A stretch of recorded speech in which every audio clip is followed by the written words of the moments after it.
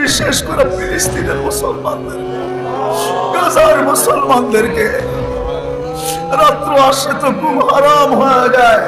আয় আল্লাহ, গুনাহ করছি বটে, তোমাকে বলছি বটে, তোমার হাবিবকে বলছি বটে, তোমার ভালোবাসা দিলের থেকে বাহির করছি বটে, কিন্তু উম্মত তো, বান্দা তো তোমার, উম্মত তো তোমার হাবিবের। আয় আল্লাহ, তুমি নিজে আমাদেরকে পিটাও, তাতে কোনো আপত্তি নাই, কিন্তু দুশমনের হাতে আর মার খাওয়ায় না। لا تشمت بها الأعداء، لا تشمت بها الأعداء، لا تشمت بها الأعداء। আপনি মারেন, আল্লাহ রীতি তো এটাই। ছেলেও তো বাপকে বলে, ঘরে পিটাইতা, তাতে কোনো আপত্তি ছিল না, বাজারে সবার সামনে গালি দিলা কেন? আমাদেরকে আর বিজাতির হাতে মার খাওয়ায় না।